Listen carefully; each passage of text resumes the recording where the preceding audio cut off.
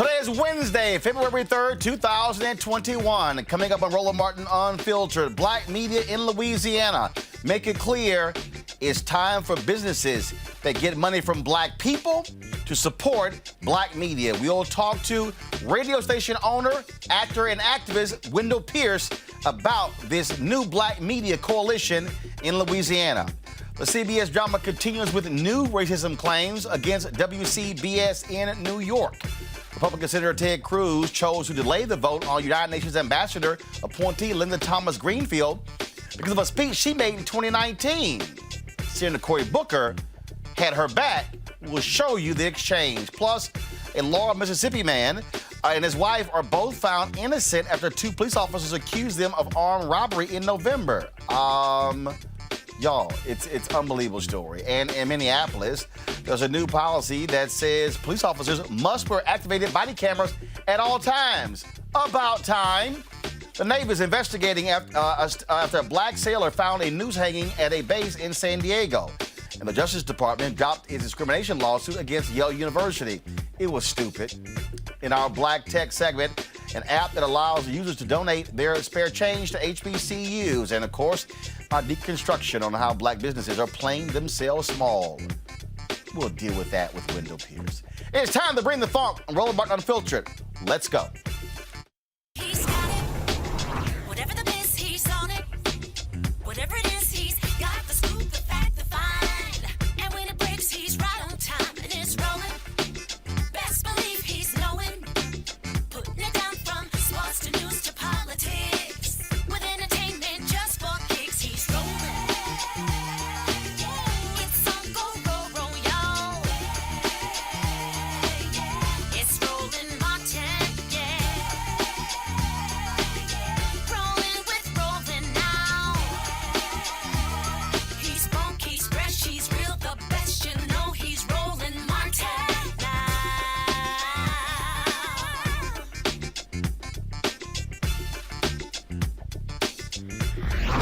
Martin! I have consistently tried to explain to all of you the importance of black media, trying to explain to you why we must stand firm when it comes to demanding the dollars to ensure that we are able to survive and thrive. Well, today, Wendell Pierce, the actor, who also owns the historic radio station in New Orleans, tweeted this out today that speaks to that very issue. He says, today we launch the Black-Owned Media Coalition at the New Orleans City Council. As an owner of Equity Media LLC, WBOK 1230 AM radio station, we join other coalition members, Data News Weekly, the New Orleans Tribune, and the Louisiana Weekly. Now, do we have other tweets, folks? If we have it, go ahead and roll that. There were about 10 tweets that he actually posted of what these black media outlets wanted to do, and that is to challenge businesses in New Orleans that make their money from black people to actually reinvest in African Americans. Why is that important? Because what is the point of black folks spending our dollars, making other folks rich, and they in turn not reinvesting in the black community? Joining us right now is Wendell Pierce. He's, of course, part owner of Equity Media LLC. Wendell, glad to have you here. This was something that I had tweeted out a couple of weeks ago. Actually, I tweeted out. I posted it on my Instagram page, and there were a couple of items that I posted. One of them that I said was that folk in America have been able to monetize black culture except black people. All of these people out here who launch these media companies that are black targeted, but they're not black owned. But another point that I had made that people they thought I was playing, they thought I was joking, was when I said that, and this is what I posted. Go to my iPad. I said it's a trip to be a black-owned media company, and you demand fair share of advertising with the metrics to prove the reach, and folks want to say you're sticking them up. Nah. Y'all just not used to a black media CEO making it clear he won't accept crumbs. I'm coming in 2021. When I saw your tweet, that's exactly what that said. I agree with you wholeheartedly, Roland. We are exercising our right of self-determination. Too many companies in this country are becoming wealthy and have built their success on pulling dollars out of the black community, and at the same time, they don't do business with black media companies out of those same communities. And here in New Orleans, I decided with my partners at Equity Media, we own WBOK 1230 AM, which is a legacy radio station, talk radio station. And we joined with the other black media owners here to go to the city council, to the utilities committee, which regulates companies like Entergy, AT&T, the Sewage and Water Board here, Regional Transit Authority, companies that basically have the monopoly, the contracts to do business solely in the area without competition. But they aren't required to do any business in the black community. And New Orleans is 65% black, and that was unacceptable. What was the epiphany for us was a couple of weeks ago, Donald Rouse, who was the founder of Rouse's grocery store, had gone to Washington, D.C. and participated in the rally that led to the American insurrection. He came by request. He asked us to come on our radio station to apologize to the African-American community. He said that he didn't know he was in the middle of an insurrection. He didn't know what insurrection was about. He didn't feel as though he was complicit, and I explained to him that there was some complicity there. But what I realized was, in the 30-year history of Rouse's grocery store, one of the most successful businesses here in our region, he had never done any business with black media. That his success was built on the dollars from the African-American community, but he had done no business with African-American business owners. So we realized that that was the canary in the mine. That was the moment where we said we have to call all businesses, regulated and unregulated, in the New Orleans area to task and say that if you make a business decision that you don't do business with us, we can go to our constituents, our listeners, our subscribers and readers of our media and say, we're going to make a business decision about you and hold them accountable. Now, let's be clear. And decide not to work with them. He was coming to all of y'all to apologize. So he knew y'all existed. So he reached out to black media for his apology tour, but he had not been spending money on the same black media. Absolutely. And that was unacceptable. This is a grocery store that thrives because of the community here. We're, as I said before, we're the majority in the city. So to thrive in New Orleans, you have to make sure that the majority in the city is buying your products, you know, taking part in your business, bringing you their revenue and their dollars. So his success was built on that. But he's not the only one. This is a pattern across the board when it comes to businesses here. We first saw it and we see it in the regulated companies. As I said before, our energy company here, Entergy, our Regional Transit Authority, AT&T, Cox Cable, all of these companies don't do business with black media, yet they thrive off it. Now, as you said before, Roland, in your tweet, and as you put out before, and as you said at the beginning of this segment, they will tell you we reach out to the black community, but they'll cite different media outlets. But we have to remember that those media outlets aren't owned by black folks. Those are large white conglomerates that are putting out black content, that are making money off of cultural appropriation, not appropriation, but just putting out our stuff, as you say. And they're making money off of it. But then they'll tell you that that's enough, that you should be thankful for that, and yet spend no dollars with us. Well, you can make that business decision. But if you choose to make that business decision, we're going to call you out. And so we put together the Black-Owned Media Coalition to say that when we identify those companies, we will let our constituents know so that they can take their revenue elsewhere, so that they cannot contribute to something that is successful for you, but not successful for us. The economic power that we have in our community, we have to use that and exercise our right of self-determination. And we believe in our coalition that the 21st century social justice movement is economic development. And that's what we're all about. For everybody who's watching, I need y'all to also understand this, because this happens all the time. Folks love to talk about Dr. King. They love to talk about what he and others did. They love to talk about the March on Washington. They love to talk about all of these different speeches. But I often say that the most important speech he gave was his last on April 3rd, 1968.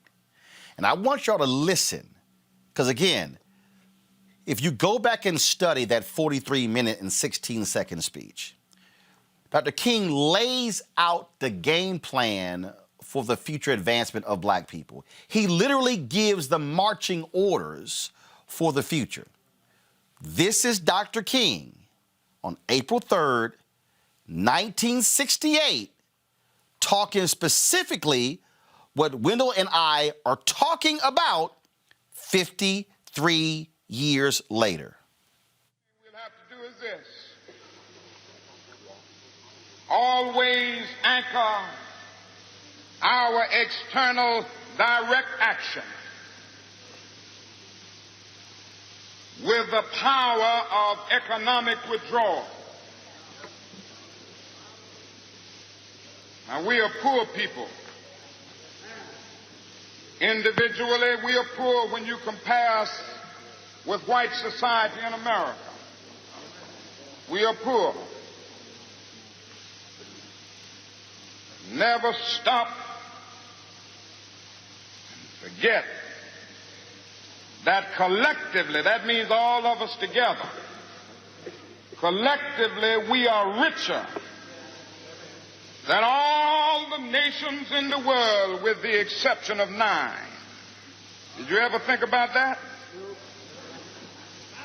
After you leave the United States, Soviet Russia, Great Britain, West Germany, France, and I can name others, the American Negro collectively is richer than most nations of the world. We have an annual income of more than $30 billion a year, which is more than all of the exports of the United States and more than the national budget of Canada. Did you know that?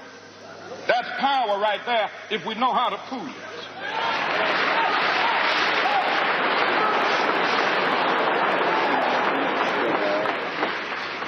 We don't have to argue with anybody. We don't have to curse and go around acting bad with our words. We don't need any bricks and bottles. We don't need any Molotov cocktails. We just need to go around to these stores and to these massive industries in our country and say, God sent us by here to say to you that you're not treating his children right. And we come by here to ask you to make the first item on your agenda fair treatment where God's children are concerned. Now, if you are not prepared to do that, we do have an agenda that we must follow. And our agenda calls for withdrawing economic support from you.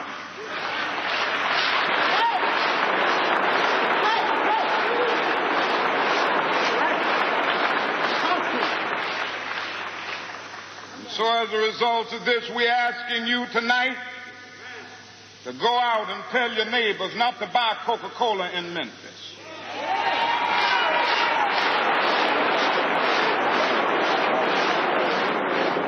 Go by and tell them not to buy Seal Test milk.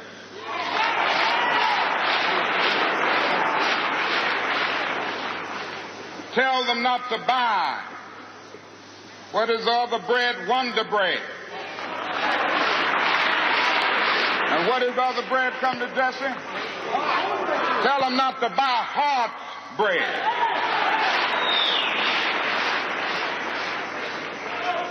As Jesse Jackson has said, up to now, only the garbage men have been feeling pain. Now we must kind of redistribute the pain. That point, redistribute the pain, what he is outlining is exactly what we're talking about These folks want to take and take and take from us, starve our black media. That's how we are unable to get information. So when we don't know what's happening at City Hall or county government or the state legislature because the mainstream media outlets are not covering it, when you only see a couple of black faces, when they're not hiring us, when they're not making us the president or a publisher of the paper, they're not making us the top editor. In essence, when they starve our black media, they actually are cutting off the flow of information, and so we are unable to not only feed ourselves, we can't feed our minds. And that's exactly right, Roland. As I speak to you right now on the national stage, the local media didn't even cover my presentation at the City Council yesterday. Now, here I am, someone who's from New Orleans, working around the world, exercising our right of self-determination and calling people to the carpet, but they didn't feel as though that was important enough. The same companies that we were calling out that are regulated, that body of the City Council, it's their job to regulate these companies to make sure that our tax dollars are properly spent, can call companies to task for not being online for half of the time. It was a meeting actually about high energy bills that out of the blue hit people really hard in January, and they claimed that it was very cold. And they said, well, we have all of these programs to show you energy efficiency and bills subsidizing and all kinds of assistance. We just need to get the message out to the people. And the first thing I said in my presentation is, well, if you had come to the black media, purchased ads, put out a campaign, a messaging campaign with us, you would have gotten it to the people. Oh, no. See, you don't know how to do that? No, Wendell. We're going to rely on you to run a nuclear power plant, but you don't even know how to get the message to 65% of the people in New Orleans who are African American. And here we are, a legacy black radio station, WBOK 1230 AM, what New Orleans is talking about, but you don't know how to talk to us. That's a problem. No. That's a problem. But here's what they do, Wendell. Hold them account. But here's what they do. They know how to reach us. They want us to run it for free. Right. They want us to run the press release, run PSAs. Can you do a mention? And so they know how to reach us. But what they want us to do, they want us to do all the work for free. They want to invite us to their Black History Month events, take photos, and put it on the photo page. They send stuff to your radio station. We named this African American to a position. Can they get a shout out on the station? Can you run the photo in the black paper? Don't none of that pay the bills. Don't none of that hire staff. But when it comes to mainstream TV station, radio station, newspaper, website, they're shelling out dollars. And let me also remind our audience something. If black media does get money, Wendell, we ain't getting actually advertising money. They're giving us community relations money. Right, to keep their license half of the time. But what we have to realize is that we have power within our community. We have economic power. We have an economic engine. I'm talking to you right now from Pontchartrain Park, a historic district in New Orleans, because in the 1950s, we exercised our right of self-determination by having access. This was the result of the civil rights movement, a black community that grew out of sustaining itself. And that Moses generation gave us, a Joshua generation, a clarion call and a mission to make sure that we use the knowledge that we have and our economic power to make sure that there's benefit brought to us. And those who do not accept that, who do not have our best interest at heart, we have to make sure that they are held accountable and that there's something that they have to pay. They have to have some consequences for those actions that are not in our best interest. And that's what we at the Black-Owned Media Coalition, Louisiana Weekly, the Tribune, New Orleans Tribune, Data News Weekly, and WBOK with Equity Media are going to do here in New Orleans. But Roland, I commit to you that we will join your effort nationally, because we want you to know that this is something that's just not localized. This is a national problem, and the more, the merrier. the more strength and unity. And I join that effort with you tonight. I want to show our folks this, and I've talked about this before. This was from 3 years ago, where the NNPA and those black papers are members of NNPA asked the Congresswoman Eleanor Holmes Norton to have a federal study done on federal government media spending. Because in fact, when I saw your tweet, I immediately said, how much is the city of New Orleans? How much are they spending media dollars? And so this is the federal level, folks. Go to my iPad. The study was done over a period of 5 years, 2013 to 2018. The federal government spent $5 billion on media advertising. Of the $5 billion in 5 years, 51 million went to black media. That is 1%. And so what you're talking about there is, because you're talking about the businesses there in New Orleans. The first thing I said was, what's the city of New Orleans doing? Where are their dollars going?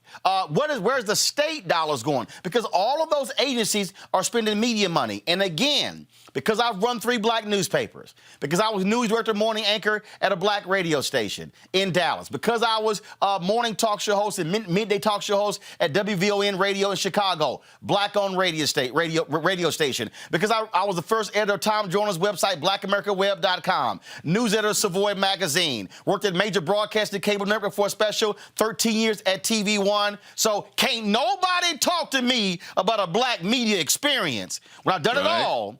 The fact of the matter is the government dollars also don't go to us. So we are taxpayers and we're not getting it back. And so then, Wendell, people then go, I guarantee they ask you, man, I can't hear your station.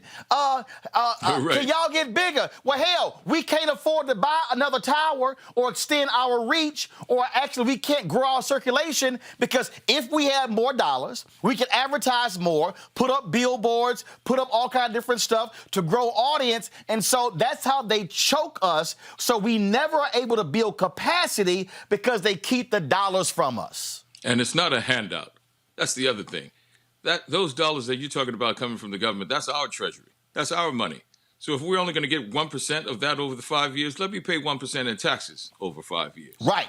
You're not going to give me that rebate. So it is a demand and it's a necessity to make sure that we change the structure. It was very deliberately done. And in this time of reckoning, we have to understand that it's not about trying to convince people and try to make them understand what we're trying to do. It's really being just as deliberate as they are to depress and exercise us out of participation in the economic flow, to be just as deliberate to put us in the flow. Ultimately, we want it to be memorialized and legislated in law. That's right. That a percentage of spending has to go to our community, reflected in a percentage of what our community gives you in the treasury. So that's the clarion call that we're going to put out here in New Orleans to our city government, to make sure that here we are, a community of 65%, that we are going to have to mandate it in law to make sure that whenever you do a media spend, you're going to have to spend with black media by law, not just by desire. We're not just going to put people out and embarrass them or shame them to do business, because that's never worked before. Leave that to me as an actor to try to change somebody's hearts and minds. Let's change the law to make sure that we change business. I often talk on this show about Dr. King's book, Where Do We Go From Here, Chaos or Community? And I tell all of my people, I tell all of my folks to get a copy of that book. And it's interesting because I literally put this book in my bag today. I'm always reading it, always referencing it, but I chose to put it in my bag today. And actually, this is before I even saw your tweets. If anybody wants to understand that King's speech, and if you want to understand how do we actually do what Wendell is talking about, what I'm talking about, you've got to read Martin Depp's book on Operation Breadbasket. The book is called Operation Breadbasket, An Untold Story of Civil Rights in Chicago, 1966, 1971. Martin Depp, white pastor, was actually on the committee with Dr. King and Reverend Jackson. He was the one, he kept all the notes. And in this book, Wendell, he literally lays out their strategy. He lays out how they did it. He lays out how they were able to negotiate these MOUs. And he lays out, it was a 6-point plan. It was 6 steps. Now, for the folks who are listening, Reverend Leon Sullivan, if y'all don't know his name, Google him. Reverend Leon Sullivan, amazing brother. He did this in Philadelphia, told Dr. King about it. Then what he did was, Dr. King then said, come meet with SCLC to present to us. He presented to SCLC. King says, we're going to adopt it. That's how it became Breadbasket. These were the 6 steps. First, information gathering. 2, committee evaluation. 3, negotiation and education. 4, economic withdrawal. 5, agreement covenant. 6, monitoring. Now, why am I saying that? The economic withdrawal was 4th. When though part of the problem for a lot of black folks, we want to yell boycott first. You're not saying boycott first. What you're saying is there's a process to this. We're going to give you an opportunity to work with us, to provide resources. But if we reach a point where you're obstinate, like they were in Chicago, then they went to the pulpits and told folk, do not spend money with these stores. That's what caused them to get to agreement. So there's a process that this is right here. They laid out, it's a process that we have to follow so it's orderly and proper, so we're educating our audience about why we're doing it and how they should respond. And that's exactly what we're doing here with the Black-Owned Media Coalition. We told them it's March 1st. Take this month of February to figure out why you're not doing it, how you can change it. Look within your internal protocol and find out what's preventing you from working with black media, and then try to rectify it. But come March 1st, we're going to be calling people out. And so you're exactly right. There's the protocol that Operation Breadbasket put out there. That's why I'm a supporter of the Poor People's March. These are all tools in which we'll be able to have a tangible impact in our community. And exercise our right, this is my mantra, of self-determination. We have it within our power, economically as well as politically. Well, I certainly support what y'all do. You let me know when y'all want me to bring Roland Martin Unfiltered to New Orleans. If there's sort of a drive-in rally, we did a lot of those in Georgia covering politics. If there's something, a socially distanced, something, whatever, we'll be happy to come there, live stream it, put it out there, because I am absolutely committed to this as well. I am pushing the Biden administration. I push Senator Chuck Schumer. I'm sitting here. I just hit Nancy Pelosi's office again, trying to get her on this show. Her staff is tripping. I'm going to let her know. I've been telling the CBC that $5 billion over 5 years, that $1 billion a year, we must be getting that. Don't come talk to black media to run stories on COVID vaccine when y'all paying other people to run ads. That has to be our piece, because, we need black media having 50 and 100 employees. Or we can have, I'm sure you would love to have a city hall correspondent, a state legislature correspondent, have people all around. You got to be able to pay them. These the right for these companies to merge and become these conglomerates that try to move companies like ours out. You know, you're going to approve those conglomerates, but then you're not going to come back and do business with us. So I agree with you. Not only is it going to happen in business, regulated and unregulated, but also in government as well. That's it. Well, just let me know. I'm there with you, man. And again, well, you have been a mentor to me. You are a media mogul in my mind, and it's evidenced by the product that you put out every day. And you are greatly appreciated, Roland.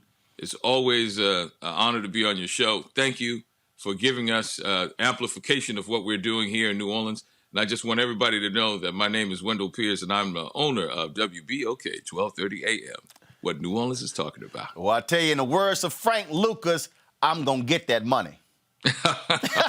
Yes, indeed. Well, I appreciate it, man. Thanks a lot. Thank you. All right, let's bring up our panel right now, folks, to chat about this issue. And it really is a fundamental issue that we cannot ignore because it speaks to exactly why black media is unable to be able to have capacity to be able to grow, to be able to send people out. Joining us is A. Scott Bolden, former chair, National Bar Association, Political Action Committee, Robert Patillo, Executive Director, Rainbow Push Coalition, Peachtree Street Project, Monique Presley, legal analyst and crisis manager. I'll start with you, Robert, because you're with Rainbow Push. Rainbow Push was born out of Operation Breadbasket. There are a lot of people who speak negatively about Reverend Jesse Jackson Sr. The reason I have always given due respect to him, and I've criticized, but I've always given due respect, is because there are a litany of people today who have lived off of the millions that he and Breadbasket made possible. There are individuals who had their college paid for because they went after these companies. And if people read this book, they didn't just say hire black people. They said hire them, senior positions, put them on your boards. They said invest money in black banks. They said hire black companies to do work for your company as well. What has happened is we've gotten so far removed from that because, Robert, we figured, oh, it's just going to happen, so I don't really need to say anything. You can't show me nothing where black folks got anything in America and did not require for us to have to get in folks' ass. Well, you're absolutely correct. And one thing I think that people have to remember is the economic component of the civil rights movement. What we've allowed to happen is Black History Month, we've allowed our history to be co-opted, where they think it was all about marching and singing, not about the economic aspects of what they were fighting for. It wasn't simply a question of racial justice, it was a question of economic justice, housing justice, fair representation. One thing the Reverend Jackson pioneered was civil rights organizations buying stock in Fortune 500 companies and then showing that up at the shareholders meeting to demand you have a minority contracting firm, to demand that you work with minority truckers, that you have African Americans on your board of directors, that you have a chief diversity officer. This was going on in the 80s and early 90s. Many people who have those nice corporate jobs now would not have those opportunities if it wasn't for people raising hell and getting and fighting and dying and getting shot and all these other things 30 and 40 years ago to open those doors up for them. So what we have to do is stop reciting this Black history fairy tale that we're taught every year, where, one morning Abraham Lincoln and Harriet Tubman decided to go on the Underground Railroad to pick up Martin Luther King and have the March on Washington. Then later on, Obama was elected and racism was over. That's the way that we teach young people that the civil rights movement worked in this country, when in reality it continues today. Then we have to pick up this baton and fight, not just for representation. Representation matters, but power matters more. We look at what happened with Robin Hood just last week. We could do that in the Black community every day if we were united. We could simply say, everybody buy this penny stock today and we'll get rid of it tomorrow, and it would quintuple in price, and then we will move on to the next thing. But it requires unity. It requires us all singing from the same sheet of music. It requires us all to be fighting in the same direction, because that's what we've done in the past, and that's where the things that we have today have come from. They did not simply arise organically. There was never a moment where white America decided that they would give African Americans equal rights, and they didn't simply have the kindness of their heart decided that you could have a corporate job, that you would integrate these institutions. It took blood, sweat, and tears, and to kick down those final doors is going to take blood, sweat, and tears from this generation to ensure that we get across the finish line. Monique, the other day you and I were talking about this very topic. I'm not going to name the individuals or the companies, but what we were talking about was what happens when Black folks are in a position to generate revenue. And what then happens when we turn around and say, you know what? I'm not going to hire this white PR firm. I'm going to use my dollars to help build and cultivate this Black PR agency so they have capacity. I'm not going to just run to Good Morning America and CBS This Morning with the first interview of a client. I'm going to say, we're going to talk to Good Morning America and Roland Martin Unfiltered. Or when I interviewed Kerry Washington, when her people told her, well, Kerry, when she was doing the Anita Hill movie on HBO, matter of fact, Window played Clarence Thomas was in that movie. They told her, well, can't we just give Roland 15, 20 minutes because, we've got Jimmy Kimmel. And she said, well, no, how about we give Jimmy Kimmel 10 minutes and give Roland an hour? See, black folks have to be intentional with how we spend our money in order to build up our own companies. And what Wendell is talking about, saying the same thing. We're just going to be intentional saying, oh, since your supermarket, you don't support black media, we're going to go shop at the supermarket that does. Yes. First of all, I just want to say every single thing that Robert said, yes, yes, yes, yes, yes. All so true, so poignant and on point.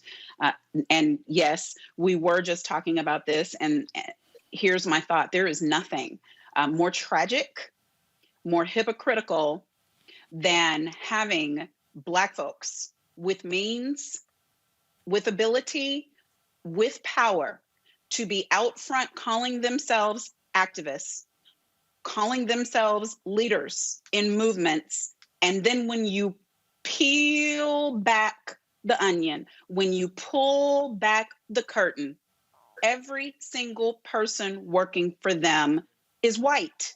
I don't mean working for them like the employees working. I mean the companies with which they're doing businesses, the names that are on the shingles. So we're publicly saying buy black, and then we're not buying. We're publicly pushing for people to be hired, but we won't hire. We won't work with. We won't groom. And so if you know the deck is stacked already, and you don't use your power in order to level. Remember, we're still talking about equity, power and equity. How does the small media company ever not be small, or the PR company ever not be able to grow? How do they grow to become the same as the behemoth that you've been using if they are not given those opportunities and if they aren't given them with weighted decision making? Yes, you could probably get more service from a global company, but then you'll never have companies of color that are global because we keep making these same decisions over and over again. I do this consistently, Scott,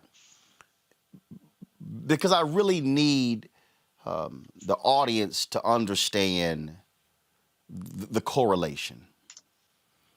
I had somebody say to me, why would you tell your audience how much that cost?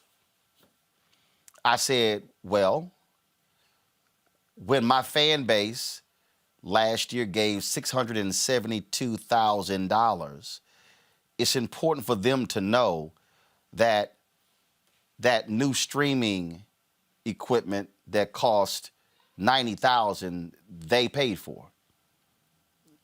When we got new C300 cameras, that whole suite was about $75,000. Yeah. They paid for that. When we're traveling, they paid for that. One, I think it's important for folks to understand how much this stuff really costs. And that's important. But it's also important for them to understand why when we do 20 to 30 million views a month, and then I see other folk don't even get near that, yet they are receiving several $1 million from ad agencies. And then when we talk to the ad agencies, they talk to us like we're crazy.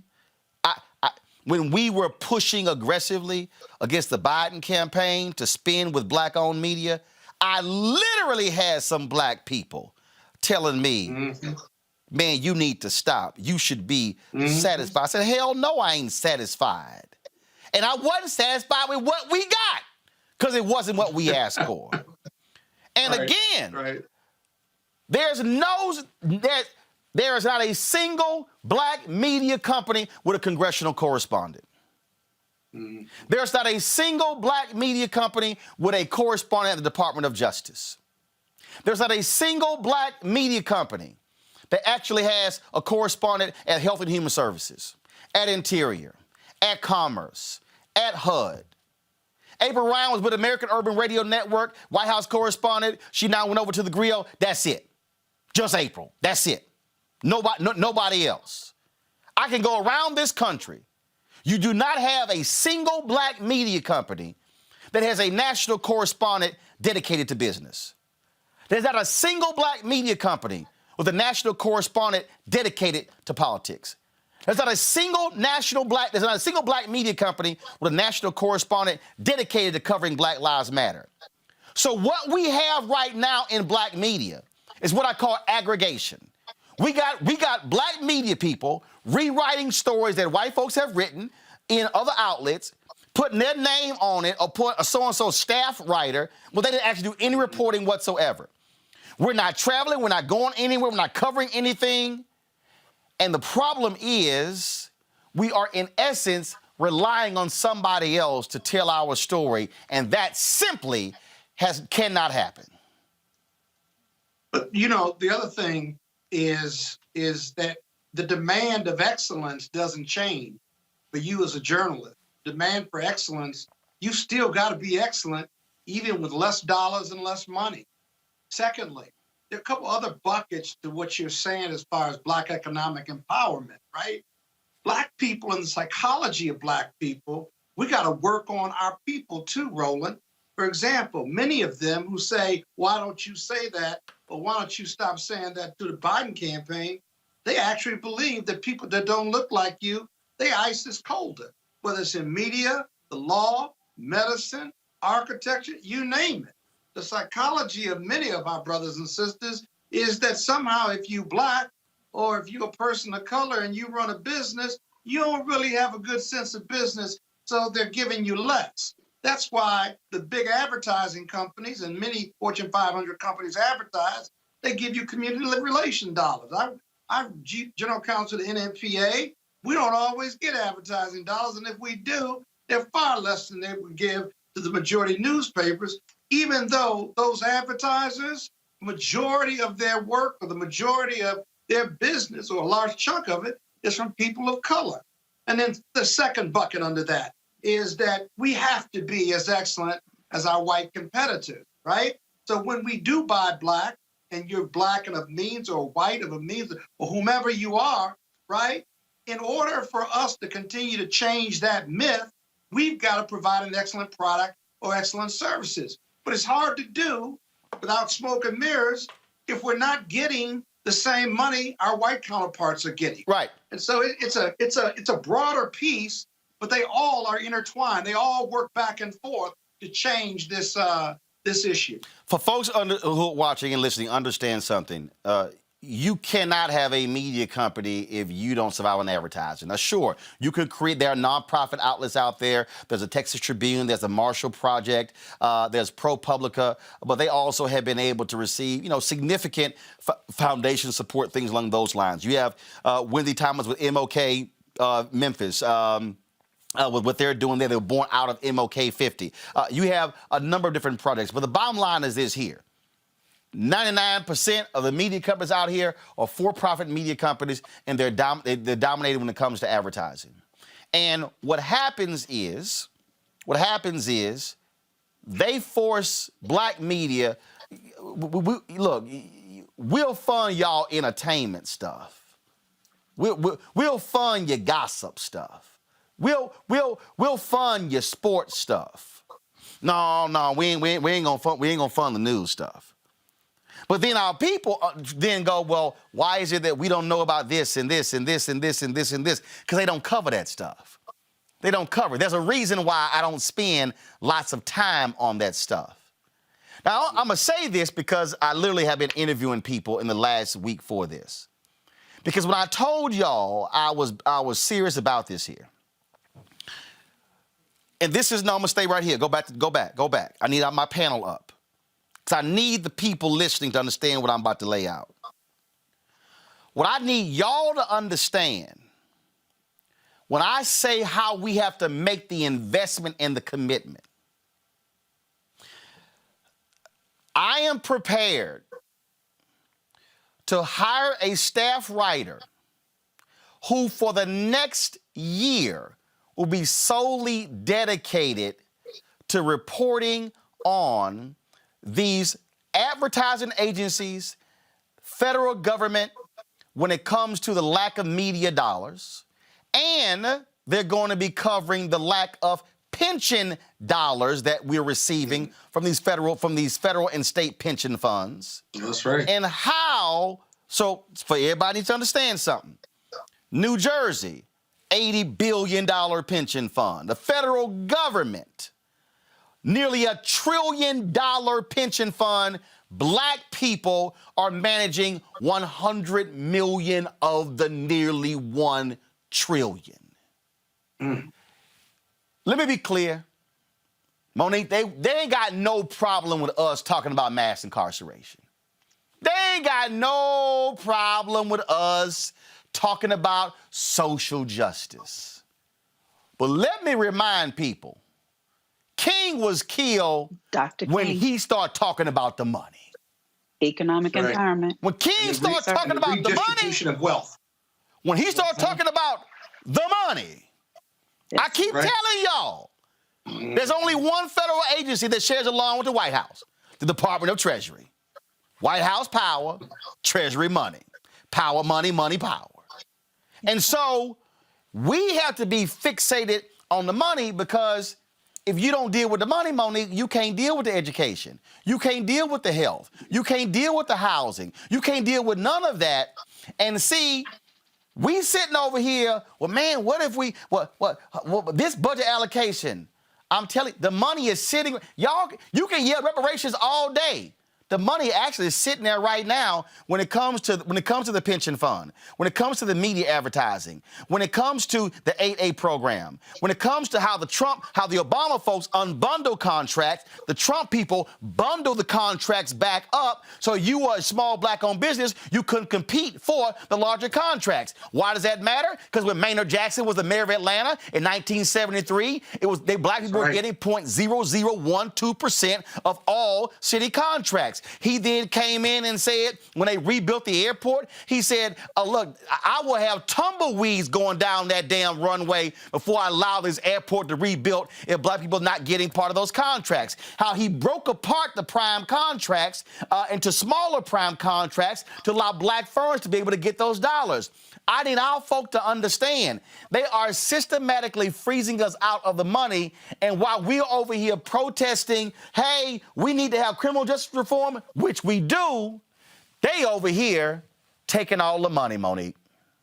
Absolutely. And I mean, the word says money answers all things, and it's the truth. And it's the answer for freedom, liberty, equity, equality for our people as well. When we were brought here from our homeland, the reason was economic. It was money. Sure, they thought that we were less than. They thought that we weren't as much of a human as they were, but the utility of slavery was the point. The point was for the slave owners to keep getting wealthier and wealthier because they did not have to pay for the wages what we were worth for the work that we were doing, for the building, for the crops, for every area of this country that we're responsible for developing. And the same is true now. The real racists aren't the ones necessarily who we saw being criminals and insurrectionists at the Capitol week before last. Yes, they are racist, but they lack in power. That's the most powerful day they will ever have because they played their hand, they overplayed it, and now the real racists, the ones who they provide cover for, are having to shut them down so that they're not outed, because the real racists are the ones in the bank who are doing the redlining, who are keeping us from getting loans. The real racists are the ones who are in control of hiring, who are running networks. The real racists are the ones at the hedge funds who keep the people with small amounts of dollars from getting ahead. That racism is about keeping an advantage in perpetuity. And until we get right about that and understand, like you said, Roland, it starts and ends with the money, we will keep having to struggle and fight for the crumbs. See, Robert, I've had some other people who said, why you got to ask for money? Why are you begging? I said, it's not begging. When I ask people to support our fan club, that ain't no different than asking somebody to take a subscription out to the newspaper. Washington Post does it. New York Times does it. But see, the way they do it is they had the money to put together a commercial. See, the Washington Post put a commercial together. Went and paid somebody to produce a commercial, then went and paid some other folk to air the commercial for them to get subscription. Well, hell, we can't afford that. We built our audience. We have not bought a single ad on this show because we can't afford it. All the money going back into the show. So when I say what we're doing, and I ain't got a problem putting money on it, I am trying to allocate $100,000 to pay a writer to solely focus on this for the next year. That means if 2,000 of our fans give $50 each, that's paid for. Because see, when the freelancers out there, Robert, I've been there. I've been that freelancer. The freelancers out there, they dole out a $500 story, a $250 story, and a $1,000 story. What I'm trying to tell them is, don't worry about it. You're going to eat for the next year. You can pay your bills. I just need you to focus on this and churn out stories. Write them. We're going to post them on the site. And we're going to provide the stories for free to the black newspapers. Then we're going to have them come on the show because we have to have the data that shows. And when I say the data, Robert, I'm talking about going to Publicis and Mediacom and WPP and Group M and every damn media ad agency in America to say, what is your black spin? Not your black targeted spin. What is your black-owned media spin? And what are the numbers? And while we at it, what's the percentage of the black folks who work in your company? And where do they work? Are they on the creative side? See, media, we're the only ones who shine a light on everybody else. But media don't like when a light is shined on them. I'm prepared to bring a big-ass spotlight. You're absolutely right, Roland. I think one of the things that's important to understand is there's been a big push for, we talk about this idea of representation. Now, since the marches and protests last year, every single commercial seems like it has to have, an African-American woman married to a white man with curly hair, and that's the commercial. That whether you're selling Nissans or sneakers, it doesn't matter. They just want to have that representation there to make it look like they're doing something. But if you look at the people who wrote the commercial, you're not going to see a black face. If you look at the people filming the commercial, you're not going to see a black face. If you look at the people catering the commercial, you're not going to see a black face there. So what we have to do is move past this concept of simple representation, move past this concept of just having a black person reading the script, and figure out how to have more black people writing the script and operating the teleprompter and working behind the scenes and creating that vertical and horizontal integration that we know is the key to creating wealth. Janice Mathis, Executive Director of the National Council of Negro Women, makes a great point, which is that racism has never been about proximity. Racism was never about white people not wanting black folks around them. During slavery, we were on the plantation with them. We were in the house with them. Often we were in the bed with them. We would breastfeed their babies. We would cook their meals. We would shave them. That is what they did. It was never about proximity. It was always about power.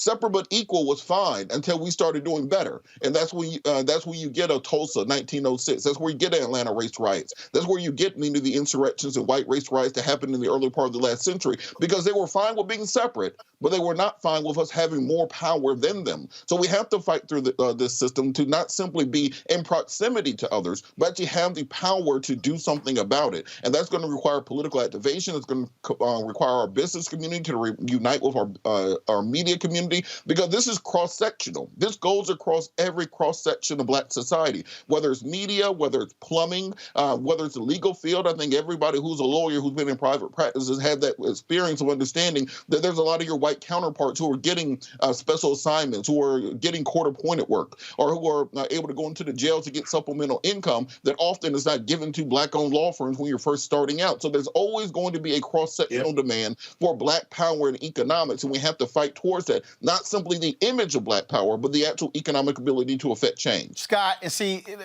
for the people, again, how you connect the dots. Yesterday, my folks send me a batch of invoices that I approve twice a month, the 1st and the 15th.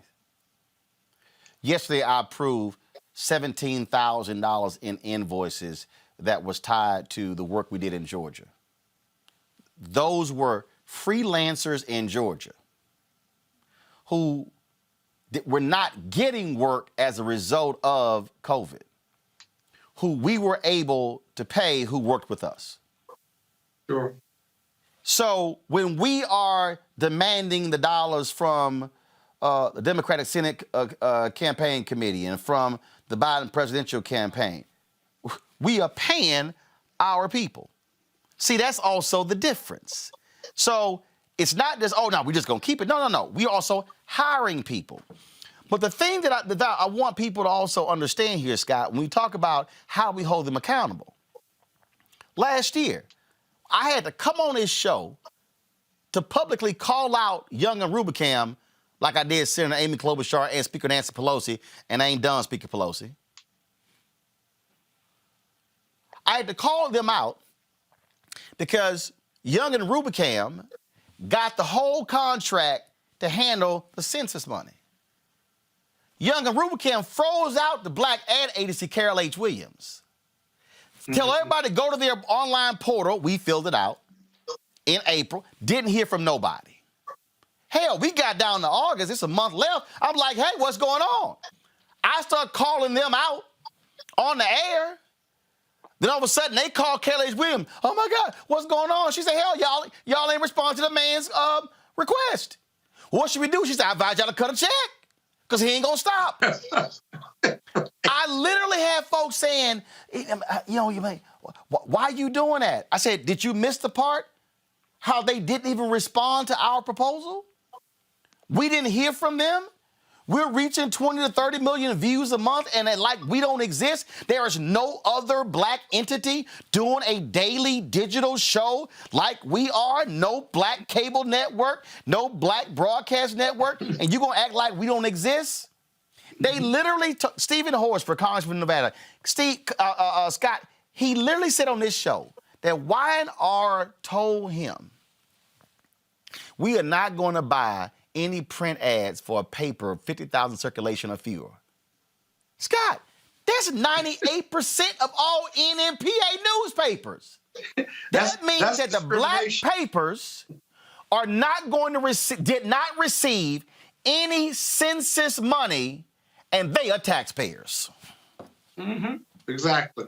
Which is why I call for them to have a call for an audit of Y&R to see where every single dollar went, to see who got that $350 million. Well, it certainly didn't go to community-based newspapers in these communities of color all around this country who reached thousands of voters, if you will, who would reach thousands of people who should be part of the consensus. And be honest with you, the real message that you're sending here when it comes to black people and these contracts is power concedes nothing without a struggle. It never has, it never will. And so as Frederick Douglass would say, it never has and it never will, which is why it's so important for you to be bringing this issue up. And let's not forget about what Maynard Jackson did with the banks in Atlanta, his first term and second term. They had no black people on the banks, and so he used his political power to say, you want to put my public dollars in your bank that are black taxpayer dollars, then you put somebody black on the board, put them on the loan committee, if you will. And so it all just fundamentally makes sense. What I don't understand is black people who ask you those questions, who seem to be educated, who listen to you every day, and still, from a psychological standpoint, have an inferiority complex in regard to equality. Scott, I get it. No, Scott, I understand it. You know why? Tell me. When you've 2021. No. It's actually it's not hard at all. It's not hard at all. How can a man who never experienced love know love when he sees it? Mm-hmm. How can a woman know what real love looks like if she never experienced it? The reality is this here. Most of us have never, in the words of Bob Johnson, being in the deal flow. Yeah. Most of us have never sat at the table of power. Most of us have never sat across from somebody and negotiated a six-figure salary. So if you've never negotiated, first of all, if you ain't never had a job that required a negotiation, Right. they just said, that's what we paying. So That's when right. when you've never actually operated and been in that space, then you don't know what that looks like. So Right. when I and again, this is why when I said I was going to do this conversation yesterday, called "I Need Black Businesses to Stop Playing Themselves Small," I That's decided to right. go ahead and merge it in this conversation. Mm-hmm. I have sat in meetings and had someone tell me and my associate, well, we can take $20,000 and give it to these 5 black papers and they'll be happy. I said, I ain't them. That's right. And the basis of what I'm saying, and this may sound real weird to everybody who's watching, nearly everything from I know about business came from my grandmama and her catering business. Mm-hmm. I used to sit on my grandmother's couch, and I used to watch as the bride and her mama would come to my grandmother's house to book weddings. And I'd be sitting over there on the couch either with the bride's daddy or the bride's fiance watching TV while they booking a wedding. And I would see people sit there, Monique, and they would be booking the wedding, and they would be going through whether we're doing glass plates or plastic, candelabras, whether they're going to have an aisle runner, silk or fresh flowers, and they go through. And all of a sudden, they would get to the end. Now, my grandmother's sitting there, going through. Now, this is a 3-4 hour process. And we get to the bottom, and all of a sudden, she get a calculator, and that sucker say $32,000, Robert. Then all of a sudden, the bride, her mama,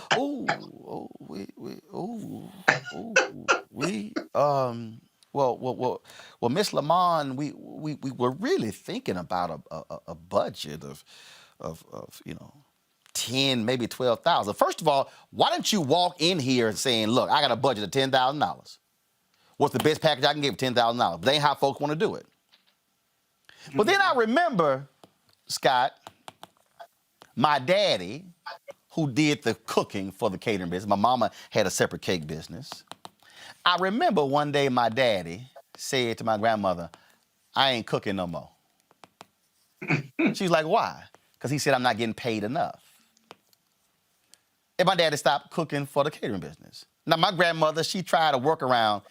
It didn't last more than a month or two. Then she had to go back and beg him to come back. But she had to pay more money. Mm-hmm. Why am I? Yeah, but Roland. No, but hold on. But let me. Okay. For the people who don't know where I'm going, the reason my grandmama, who we call mother, Robert, couldn't pay, why she was so stingy paying my daddy, because she wasn't charging enough. See, had my grandmother charged for what her services were worth, then she would have been able to freely pay my dad more, and her profit would have been fine.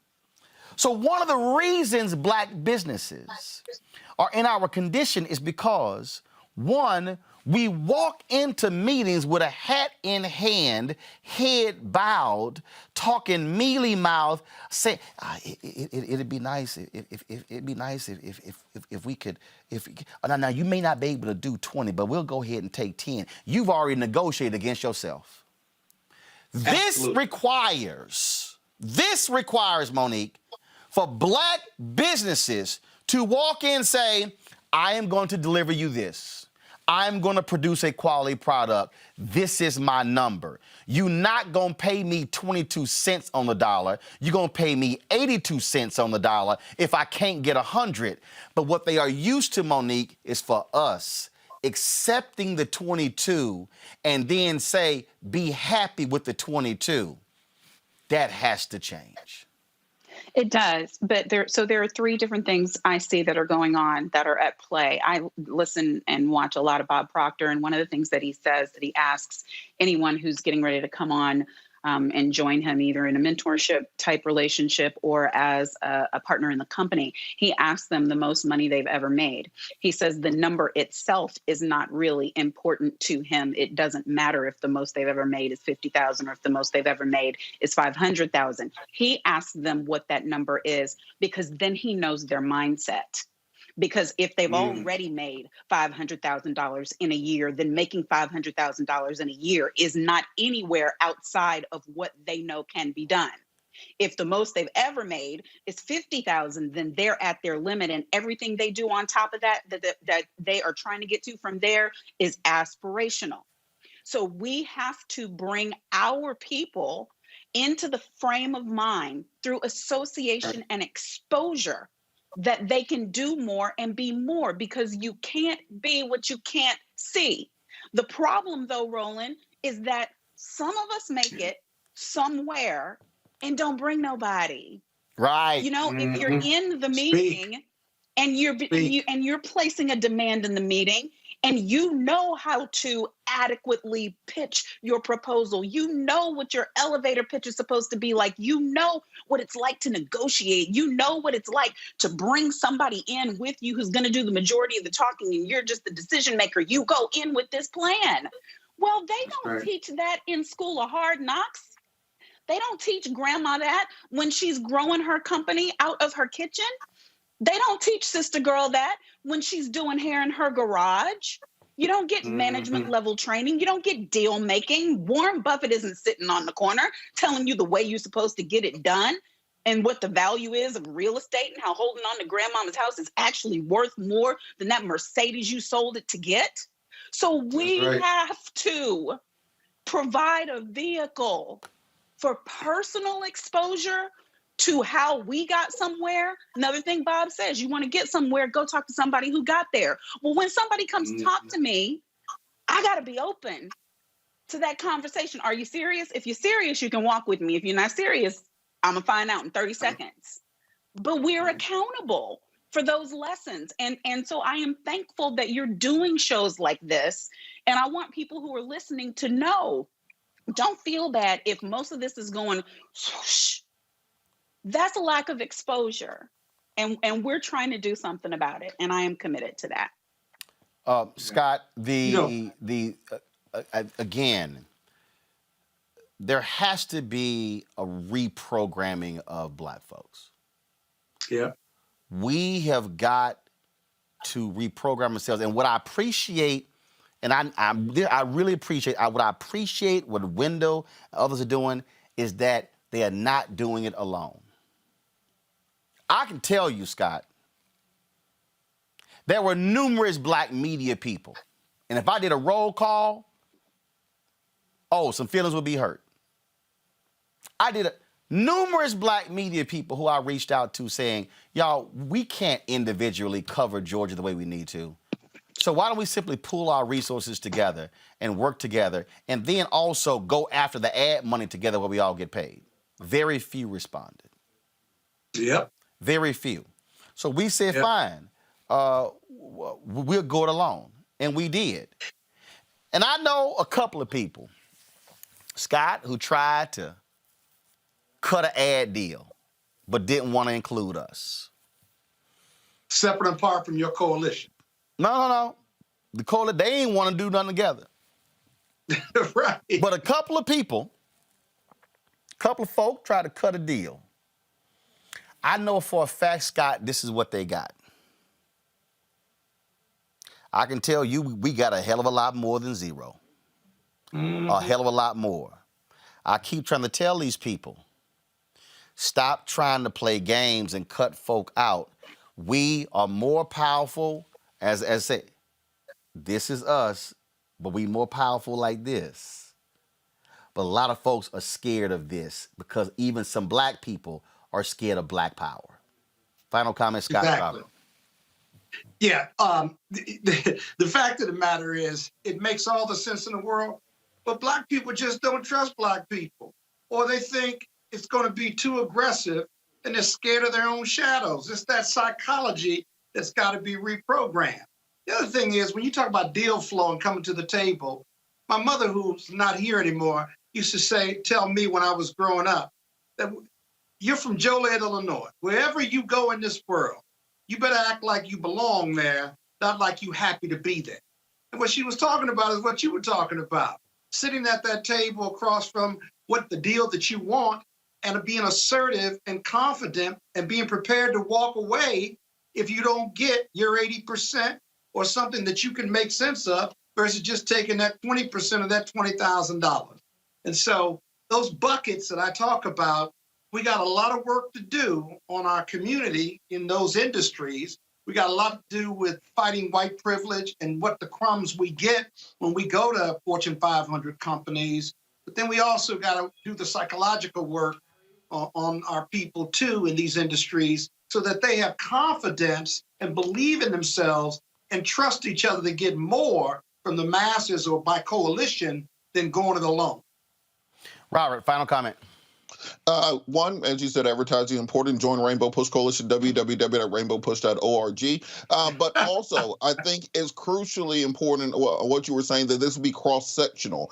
Every attorney that I can think of who started off in private practice had that experience that Scott was talking about, where they said, well, I went to the white attorney and he said he can't do my son's murder case for less than $30,000. I got $3,000 and can give you $20 a month for the next 10 years. Will you take the case? And that's how many black lawyers end up not being black lawyers anymore. And the reason I'm saying that, because I took that case and I won that murder case. You cannot build those large multinational law firms on $3,000 cases. You cannot build the next, Ken Nugent or whoever the big white attorney is, taking nickel and dime cases. So we have to treat black businesses and black business people with the same respect that we give other folks.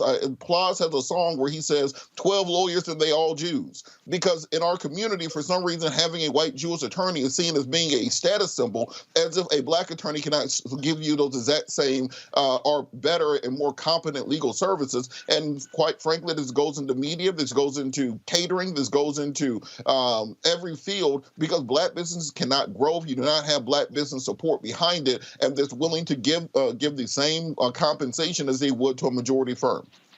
Folks, this is about the money. And if you wonder why black media is starving and why we can't cover things the way others do, it's because when Fox is profiting more than $1 billion, when CNN is profiting $1 billion, when MSNBC is profiting $700 million, that ain't their revenue, y'all. That's their profit. That's what they have after expenses. Ain't no black media company near that. Bottom line is, we need you to stand with us. If y'all want to support what we do, please do so by joining our Bring the Funk fan club. Every dollar you give goes to support the show. One of the reasons I tell folks, if you give on YouTube, we get 55 cents of every dollar you give. You give to us direct, we get 100%. Again, if 2,000 of our fans contribute an average of $50 each, which is what we ask for the course of a year, we can pay that writer to do exactly what we're talking about. We can hire that person literally in the next 2 weeks. And so please support us at Cash App, $RM Unfiltered, PayPal.me/R Martin Unfiltered, Venmo.com/RM Unfiltered.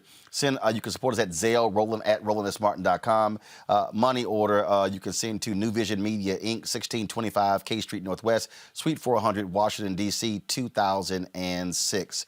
Going to a break. We come back. I'll give the update on the latest story detailing racism at CBS. Also, we'll talk about more craziness in this country, including the story out of Mississippi, where black couple arrested, found not guilty.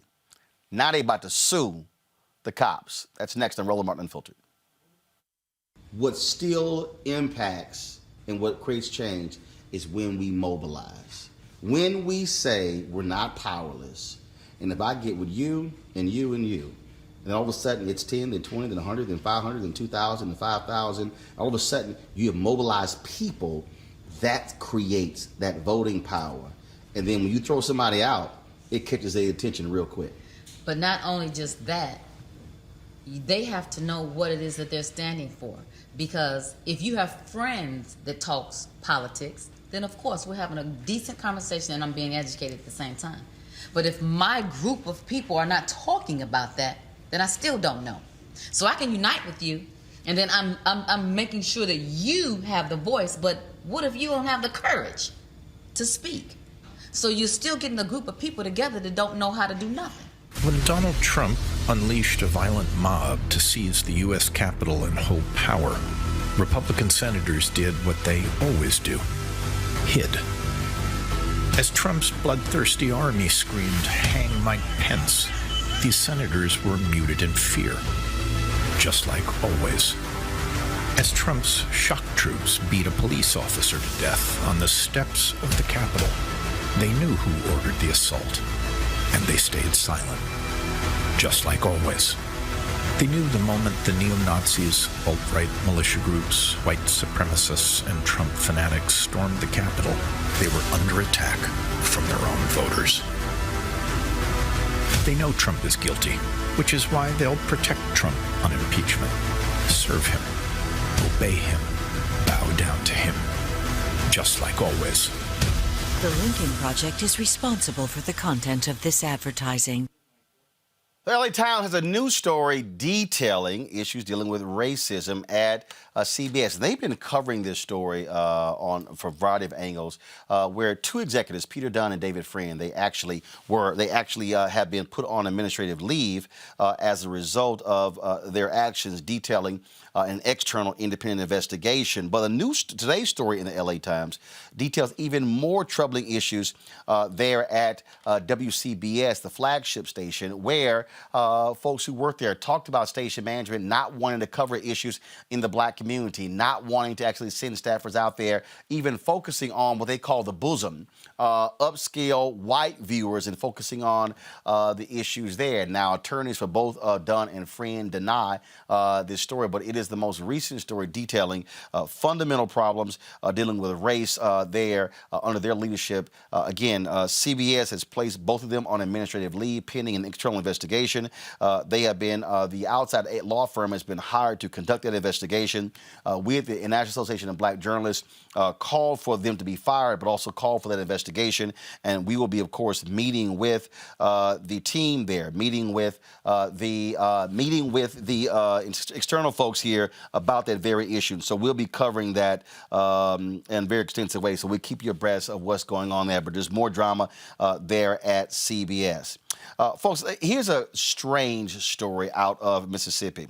A couple from Laurel, Mississippi, are going to file a federal lawsuit against the city of Laurel and two of its cops after an incident that took place in November. Here's a video from a local TV station. Okay? The attorney for Desi and Portia Moore says race played a significant factor when his clients were arrested on their own property by an officer who was not wearing his uniform. Y'all watch this.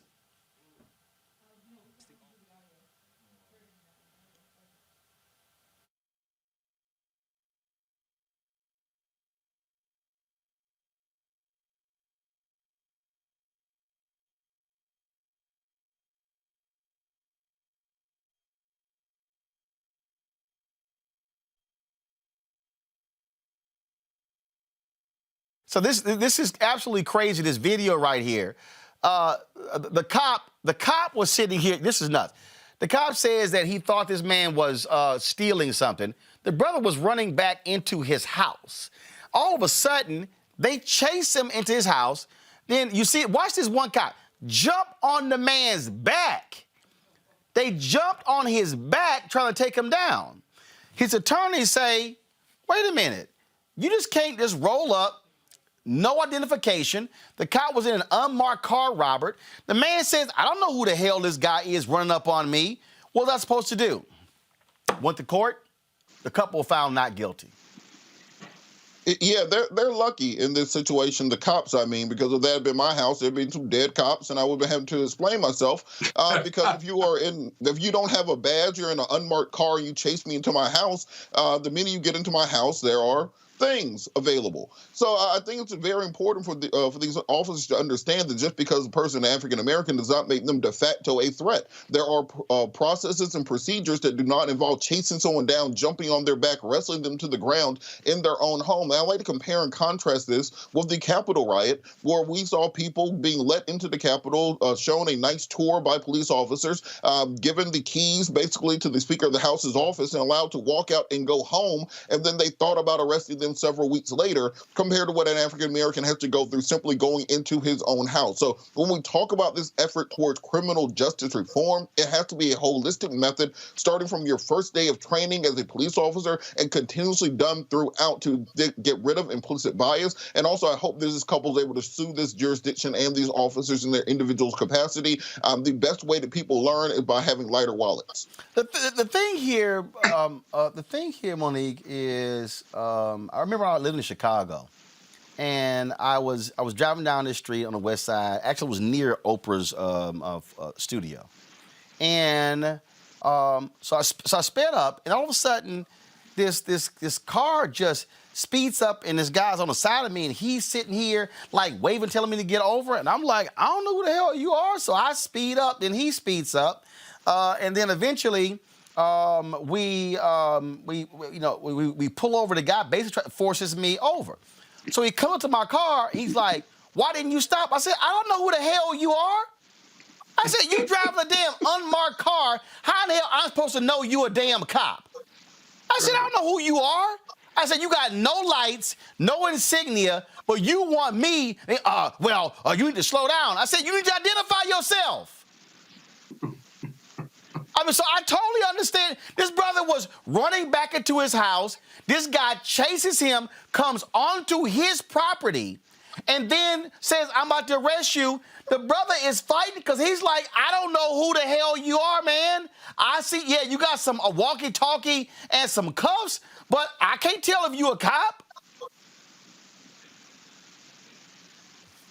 Right. I'm just thankful he lived to be able to tell that story and lived to be able to fight off the charges and will live to be able to sue and be successful because as I said on your last show, and I'll just keep saying it our Black bodies, we are not perceived as human. We are perceived as less than, and the manner in which we're responded to is different by and large. The numbers bear that out, and it's shameful. When they see us, they automatically, criminal. That's exact. Oh, they said that was a nearby armed robbery, and that's why he followed this guy. But Roland, wait a minute, Roland. What did they arrest him for? When they got his ID, the cop, it was his house. The cop literally said he matched the description of somebody involved in an armed robbery. Where? Nearby. At his house or somewhere else? Nearby. Really? So black running, you get jumped by two police. That was a big brother too. They couldn't handle him. They better be glad. They better be glad he decided to submit. But again, they go to trial, and y'all, they found not guilty. Of course. What did they charge him with? Even if he was, I'm sure resisting. I'm sure he picked up an APO. I'm sure he did. Well, picked up an assault on police officer have a legitimate underlying charge before I can resist. I mean, that is the dumbest ass arrest. And Roland, this is what I'm going to say. I say it on your show all the time. We talk about training of police officers. I say before you even give them a gun or a badge, test them psychologically for whether they need to be a police officer or not. They got tested to tell you whether you got a propensity to de-escalate or escalate versus de-escalate. Are you a racist or not? And you needed to be a police officer. And watch this here. Play the video, y'all. So you're gonna see another cop. You're gonna see him in the parking lot. Now watch this here. Check this out. He come running. No. Watch. You're gonna see him come running. But what's the first thing he does? Watch this here. You're gonna see him in a second. He's about to. The wife is recording the altercation. Okay, she's recording it. Okay, So she's standing there recording it. You're about to see the cop from the parking lot. Here he comes. He sprints up. The first thing he does is smack her and the camera. That's why the camera goes down. Right. He assaults her. She's recording. So he doesn't go straight to deal with the brother. He slaps her, knocks the phone out her hands. She cussing him out, and then he goes over. So that's what happens when, folk don't want to be recorded. Now, you talk about the importance of body cameras. Let's go to Minneapolis, where the mayor, Jacob Fry, and the city's police chief have announced, hold on, have announced a new policy that will require officers to keep body cameras on at all times during most calls. The mayor and police chief are also demanding officers keep their cameras on when having casual conversations at crime scenes with colleagues. This change is the latest in a series of police reforms within the Minneapolis Police Department since the death of George Floyd in May, killed, of course, by a Minneapolis police officer last year. His death sparked nationwide protests and calls for police reform. Mayor Fry said in a statement, this update helps leadership provide a more complete and accurate picture during and after incidents and puts officers in a better position to hold each other accountable. The reason I'm saying that that's important, Scott, is because we didn't see the body cam footage of the cops in Laurel, Mississippi. That was the woman shooting. That's why the body cameras are important and why they should always be on. And the reason they should record casual conversations, that's how the cops in Georgia, Robert, the chief got fired and the cop quit because the fools recorded their racism back and forth to each other. Scott first, then Robert. Exactly. That casual conversation. That's powerful feedback for those looking at those cameras. And this also can be the impetus or show intent on their part, whether it's a 1983 action or whether there's a motivation for what they're charging or who they're arresting and stuff. So I fully support that. It's about time. I don't know why any jurisdiction would give the police officers the option of turning on the cam versus not turning it on, because they're not going to turn it on unless you make them do it. And while it may be more expensive for the film to run its course, so what? It's got to be less expensive than the 1983 actions or the other state actions that are brought against police officers and departments and municipalities. So that makes all the sense in the world. And by the way, if you're a good cop doing good work and you're not a racist, then you ought to want the camera to run all the time. All day, Robert? Point blank. Secondarily, just back to the case in Florida, him slapping the phone out the wife's hand. That was Mississippi, Laurel, Mississippi. Laurel, Mississippi. Yeah, I'm used to crazy things happening in Florida. But those officers have to understand that, particularly in the South, there are many women who carry a gun on their hip under their house coat. And it's not a good idea to run onto people's property unidentified, just swinging on people. Things can go very poorly. And to Scott's point, the argument about a decade ago, right after Trayvon, was this question about body cams. And one of the arguments they made was the storage issues, not having the ability to keep these things in a quote-unquote cloud, and that's why they need to turn them off and on. It is 2021. We all are recorded 24 hours a day. It is saved to a cloud. Those technological issues don't exist anymore. Having terabytes of data in the police car is no longer an issue. Having things cloud recorded are no longer an economic issue. Every 13-year-old who runs a TikTok channel or a YouTube channel can do exactly that. So those arguments are gone. And if jurisdictions do not want to have the cameras record 24 hours a day while officers are on duty, here's the second option. Anytime that a police officer has a body cam that is not turned on, that case is immediately thrown out of court. That you cannot have a probable cause case. That can be a district-wide policy that does not have to happen on the federal level or even the state level. They can happen in the district attorney's office, can be an edict from the Superior Court. But if you don't present the body cam footage when a body cam or a dash cam was available, that case should not go to trial, and that eliminates this automatically. The whole issue of police officers forgetting to turn on their body cam or saying mysteriously didn't work. Monique, I've said for the longest, Monique, I've said, if a cop does not turn a body camera on or they turn it off, or they turn the dash cam off or don't turn it on, automatic firing. That's it. Look, when you go to the station, guess what? You go put your uniform on, you put your gun on, your cuffs, your taser, your flashlight, camera go with it. Don't turn it on, you should lose your job.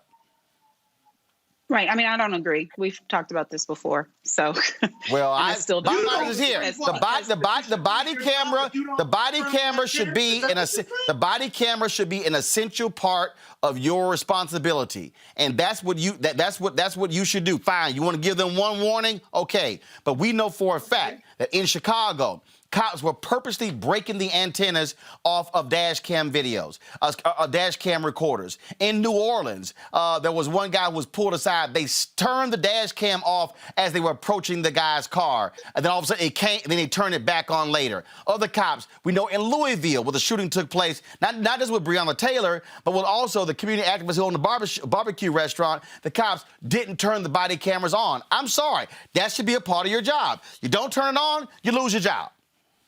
Well, it is. Monique, what's your Wait, Scott, wait. Monique's gonna respond, then Scott. Monique, go.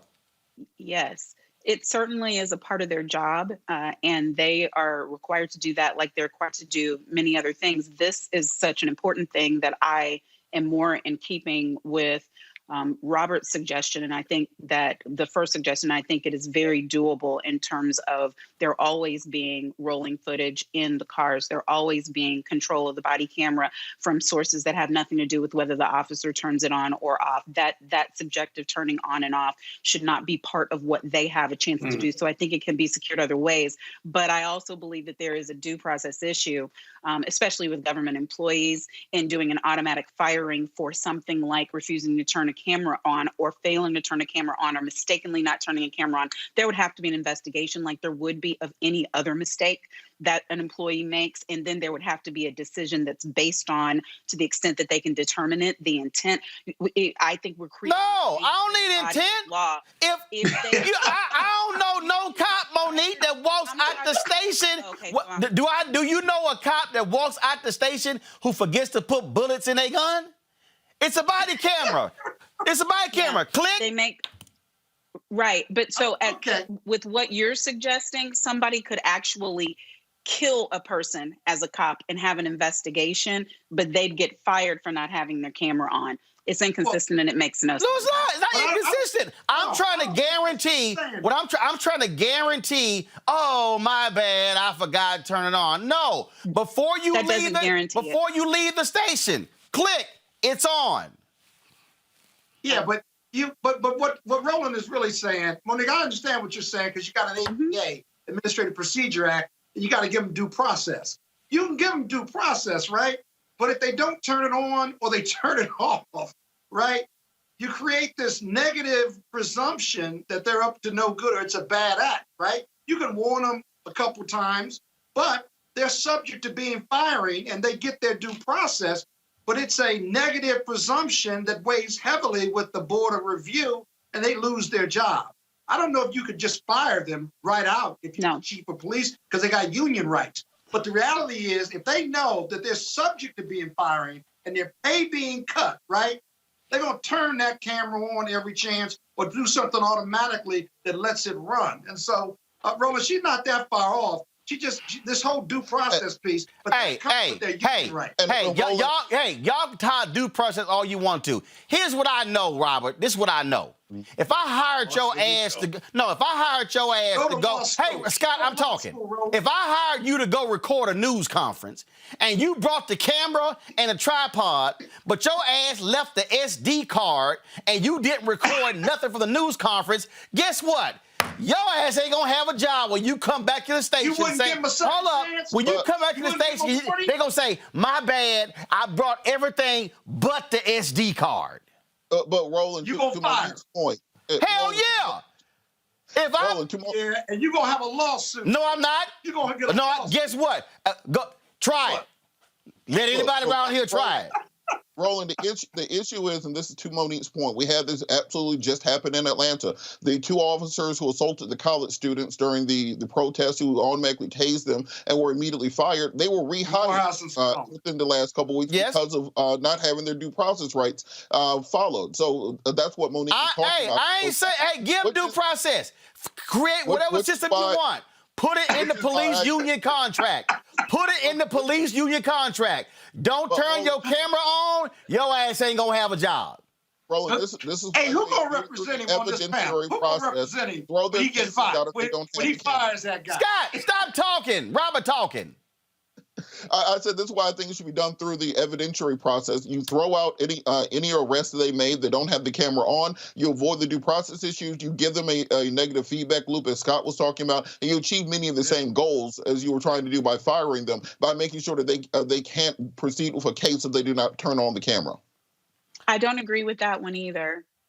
There are other ways to have witness accounts and evidence of something that happened other than the body camera. And I don't know that that's in the interest of public safety or justice to be just automatically throwing out a case that has police involved in misconduct because the camera wasn't on. That's why I said, to me, the best way to handle this is to make sure through external sources to take it outside of the officer's hands and purview, whether those cameras are on and off. And we are much further along than when we started having these body cam discussions a decade ago, such that that really can happen. And yes, they're going to even have to get around some privacy issues with keeping the camera always on when officers are entitled to have private conversations. Even when they're on the job, they deserve to be able to go to the bathroom, et cetera, and so on. So some things will have to get figured out, but we're safer there than doing things that we should not, which is allowing people to get away with What is there and hiring people. Government employees are not employees at will like your poor camera person was. God help. No. Ain't no poor camera person. Hold up. You're right. If your ass forget that card and don't bring that video back, you're going to be poor. You absolutely right. Right. You absolutely right. One, I'm not going to pay you. Send him a retainer letter. One, I ain't going to pay you, and you're going to get fired. It's kind of basic. When you go to shoot a news conference, you bring the damn camera, the tripod plate. That's an inside story. And you bring the SD card. That's what you do. All right, y'all. Let me just a new investigation in the Navy. The Navy is investigating a black sailor after the black sailor reported finding a noose last week aboard the USS Lake Champlain, based at the Naval Base San Diego. According to the San Diego Union Tribune, the sailor found the noose in his assigned bed on January 26th. An unidentified sailor, who officials say is a suspect in the case, told investigators it was left there as a joke. That shit ain't funny. An investigation into the incident is ongoing. At this time, no charges have been filed.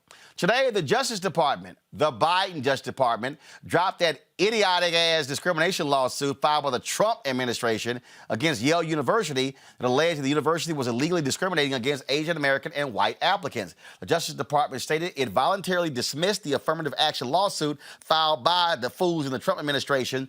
Was originally filed in October, Attorney General William Barr alleged Yale rejects scores of Asian American and white applicants each year based on their race. But the DOJ has not found any evidence to support these claims. The decision by the Biden administration to drop the lawsuit is the latest move to change its position in a number of cases that are pending in federal courts and around the nation. This is what happens. But I gotta laugh, Scott, at fools making allegations. Ain't got no proof. Just no proof.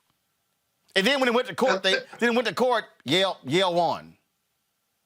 Right. Well, but that was the Trump administration. All talk and no walk, or all talk and no beef, what have you. No. All talk, no evidence. Right. Well, we saw that in the whole voter fraud, the big lie. But this is the difference between competence and incompetence. DOJ, you're going to see them reversing themselves on a lot of cases like this, just like they through executive order, Biden stopped that executive order that took government contractors who couldn't teach diversity or advocate or talk about diversity in the history of this country because they believed it didn't support American values.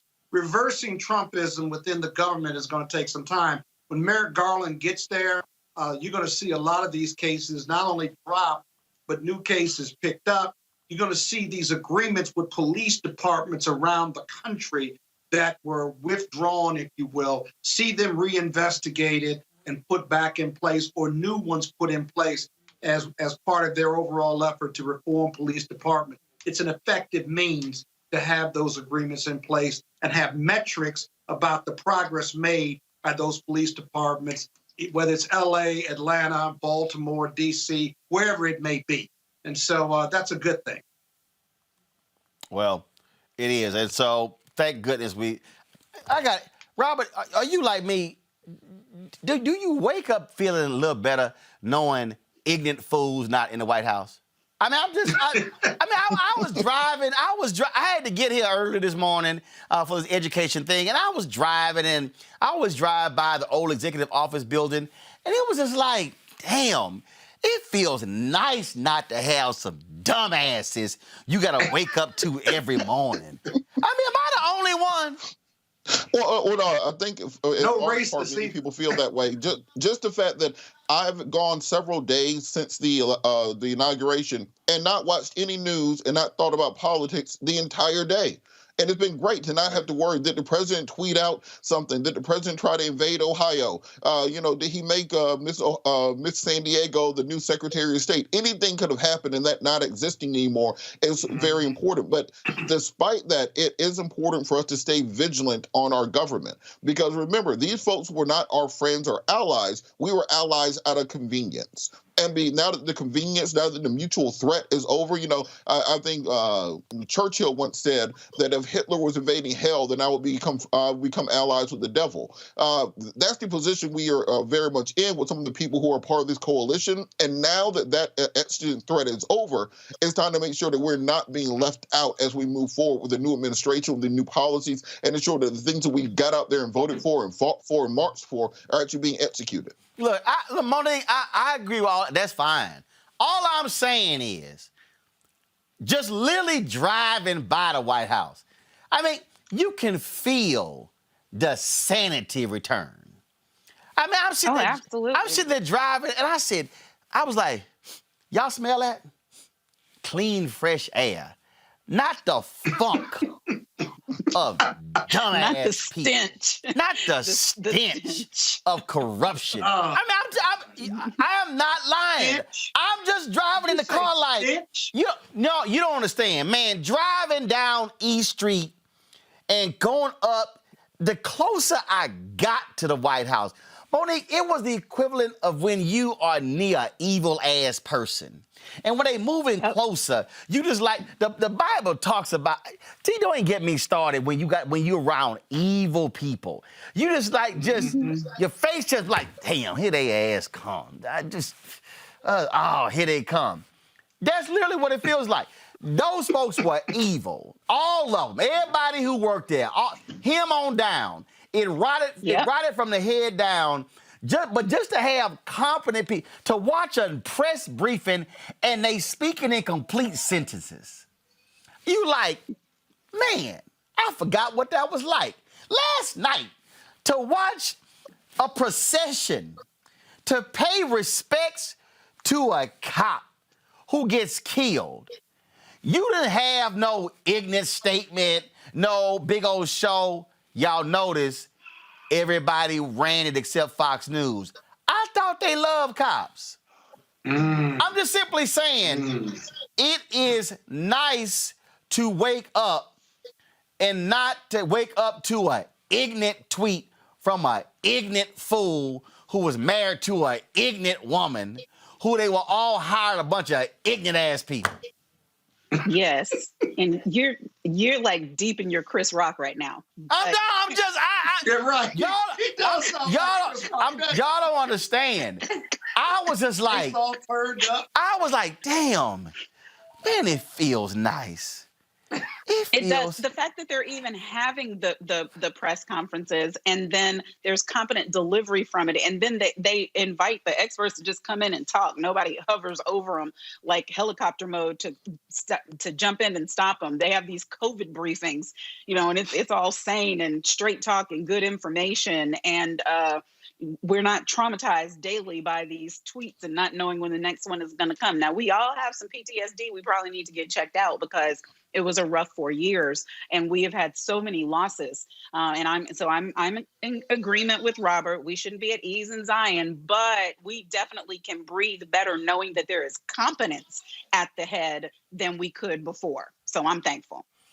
This is the equivalent to me of, This is the equivalent when somebody invites you to their house and they know how to cook. You look forward. You look forward to the dinner. But there ain't nothing worse when you get invited by somebody who can't cook. And now you got to sit here and just lie and say your ass just ate.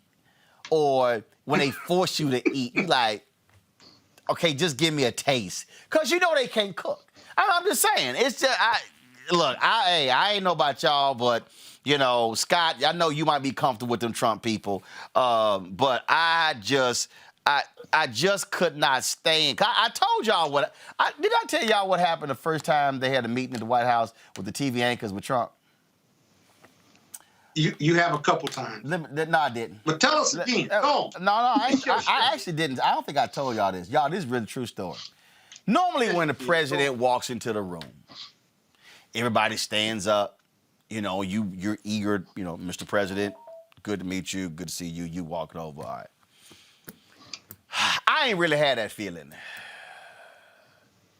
He came into the room, all the other media people, Jake Tapper and did you stand up? Chuck Todd, and they all moved toward Lester Holt, they all moved toward Mr. President. I fell the hell back. I was like, well, he got walked past here anyway, so y'all think I'm lying.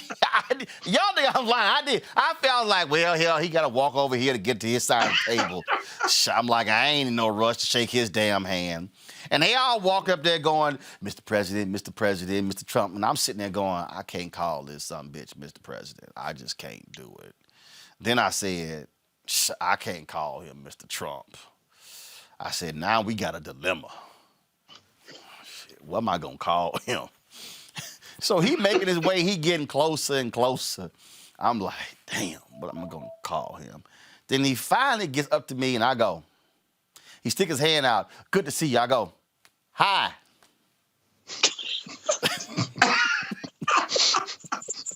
You just said hi? Monique, I did. I went, hi. Monique, I'm not lying. I am not lying. My mouth. You never told this story. My mouth. Yeah, you never told this story. I'm sharing it with others. My mouth could not fix itself to say, I couldn't. I ain't say Mr. President. I didn't say Mr. Trump. I didn't even say Donald. I went, hi. How you doing? No, that's all I said. Hi. That was it. Good to see you. And did he say anything back to you? That's all he said. Then he said, good to see you. I'm like, And then sat my ass all the way at the end of the table. 3 black people. We were all over here on one side of the table. It was the 3 black people, the 3 that had Lester Holt sitting 2 seats from him. But they had me, Yamish, and we were all we were like truly in the hood. But at least Scott Pelley and David Muir were us over there in the hood as well. But y'all, I couldn't even say nothing. It was just I couldn't. It was just hi. You see, Roland, that was your opportunity to ask about the advertising. Nah, hell no. I couldn't. Look here. We need the money right now. We black. What room is it in? We Where does black. the money reside? We black. I ain't got the money. I ain't even gonna give y'all my response at the next meeting when Melania was there. Oh my goodness. I literally did one of them Bernie Macs. That look up and down like, why you here? I ain't even, y'all don't understand. I had just disdain for them people. Okay, all right, y'all. We got to go to a commercial break. We come back, more Roland Martin Unfiltered. You do know that there's not a piece of your life that government in some way does not involve. I mean, I crack up with these conservatives who talk about down to your name.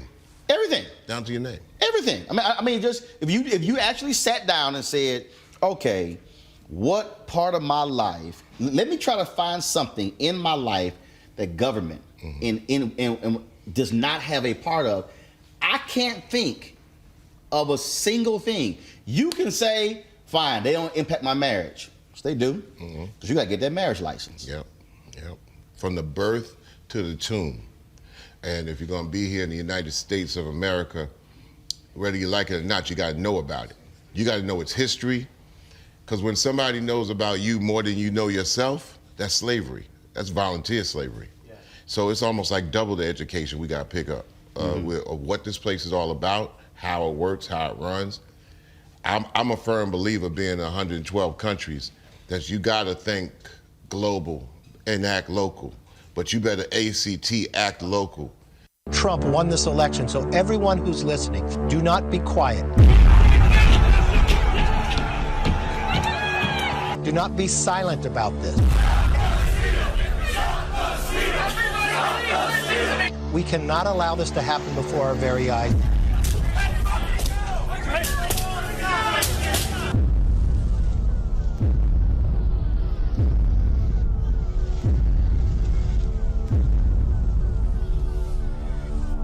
Carl Payne pretended to be Roland Martin. Holla! Hi, I'm Chaley Rose, and you're watching Roland Martin Unfiltered.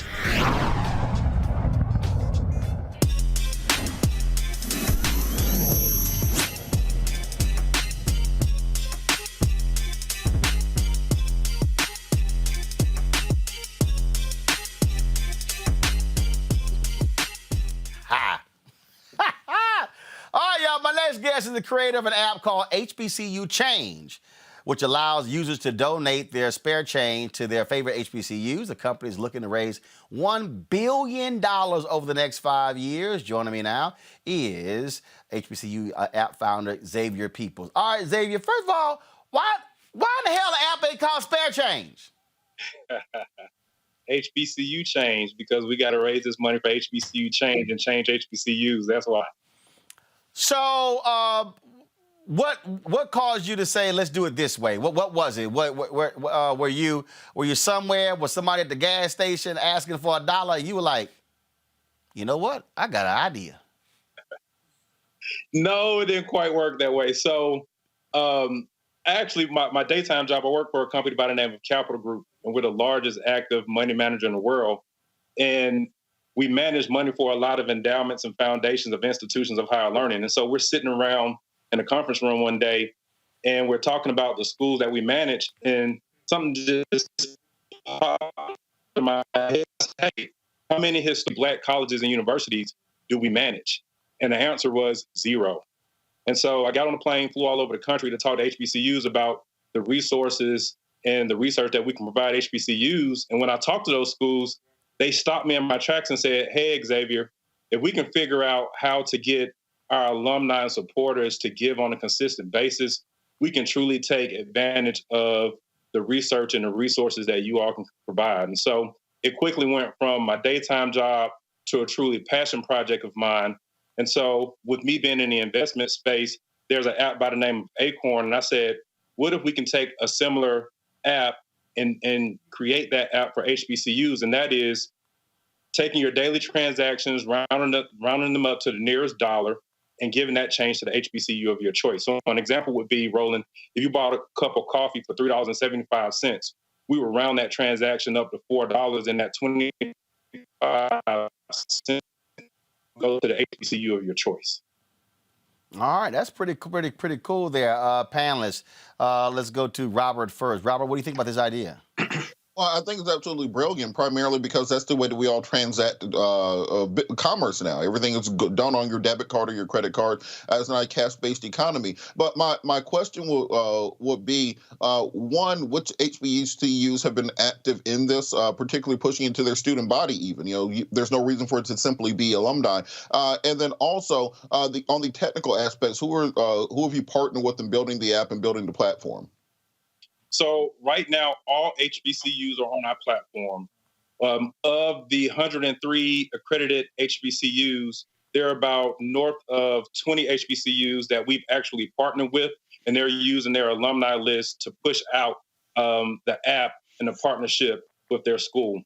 And in terms of the actual creator or the developers of HBCU, there are a lot of great, exceptional Black developers out here that I've used to help develop this app and bring it to the market that you see today. Okay, so here's what jumps out at me. Okay, so walk folks through how it works. So what do I just, and then also, do I have to designate somebody? Do you have just like a general pool it can go into? That's a great question, Roland. Yes. So we do have a general fund that if you don't have a particular school that you want to donate to, you can donate to the general fund, and we could disperse that money to several different HBCUs. But the way it works is you download the app in the Apple Store or the Google Android store, and you connect your debit and your credit card or your credit card to the actual app. Once you connect the debit and credit card to the app, basically what it's doing is it's tabulating your daily transactions, it's rounding those transactions up. And so here's a fun fact. What we found is that on average, if a person connects both their debit and their credit card to the app, they can give anywhere from $54 on the low side to $87 on the high side a month to the HBCU of their choice, depending on the amount of transactions that they have. So for a school like Clark Atlanta University here in Atlanta that has 40,000 alumni, if only 10,000 alumni were to sign up to HBCU Change, that's $540,000 a month, over $6 million a year going to Clark Atlanta University. That has a tremendous impact on Clark. Well, we know Monique, she ain't going to be giving to Clark. Monique, your question? I will be. The Roaring Panthers. HU. Monique, Monique, your money going to Hampton? You're playing games tonight. And no, you said HU. You might want to be specific. Oh, my God. I'm just checking. I'm just checking. I'm just saying. Knows not what he does. You said HU. All I'm saying is, hey Xavier, on your app, does it say HU or are you specific? Are you specific? I'm very specific. I thought so. So I'm just saying, Monique, don't put down HU. Your money might be going to Hampton. Go ahead and ask your question. Go on.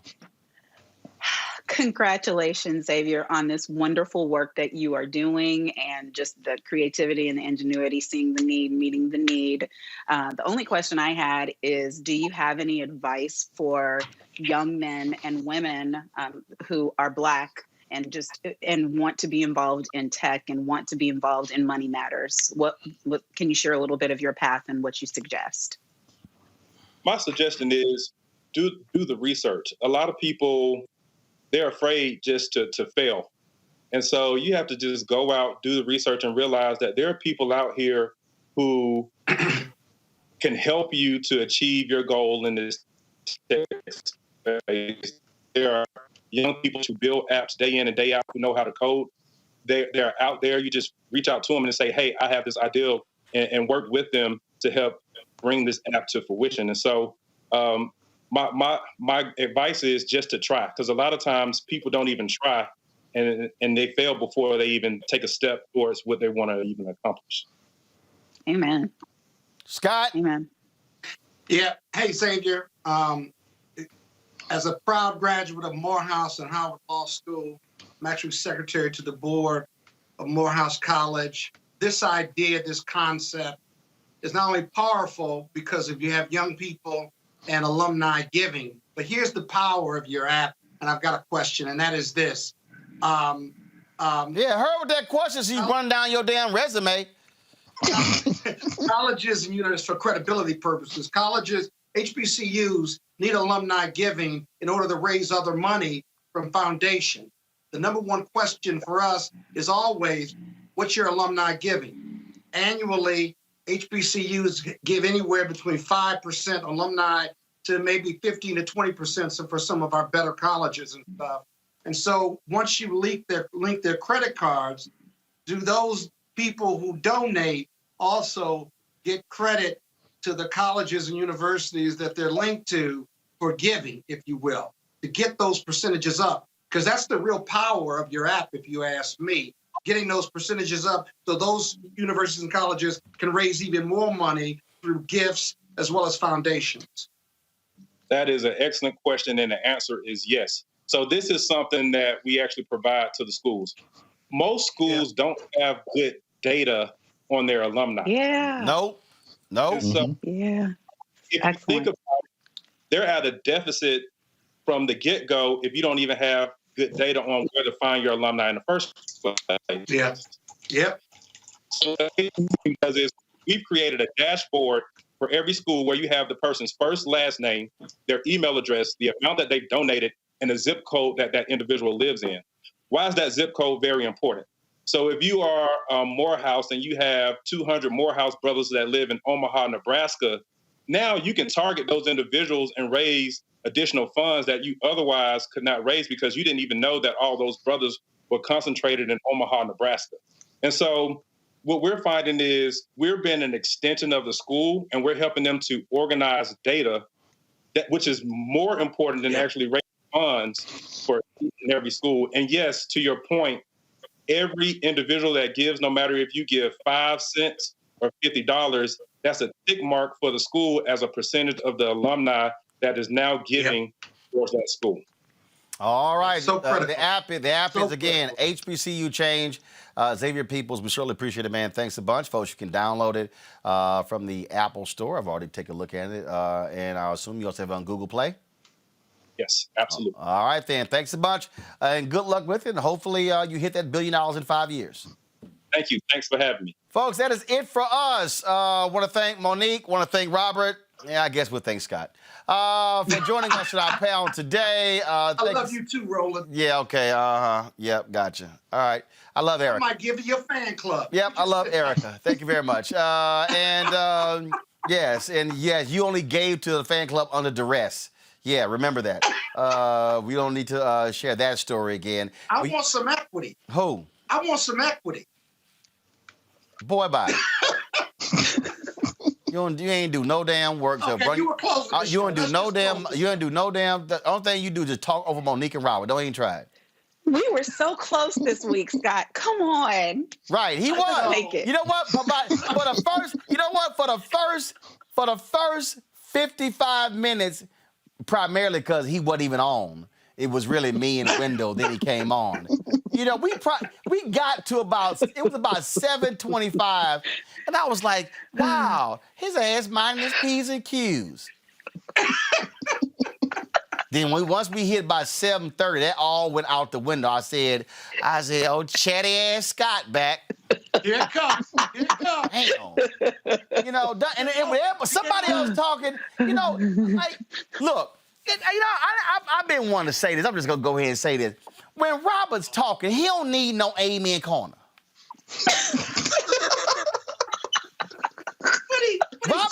Scott, Robert don't need you to affirm what he's saying. That's right. That's right. That's right. That's right. He on that. Say that.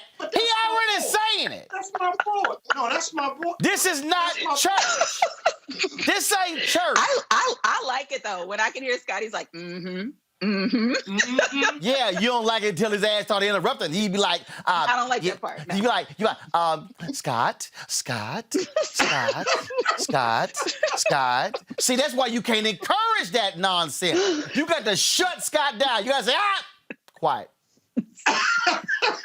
You give his ass a little room, then I'm trying to send him back to that fake couch on his green screen. That's what I'm trying to do. Oh, there ain't no fake couch. That's my home. You talking about Erica now. Scott, you know doggone well you sitting in front of a green screen. Stop fronting.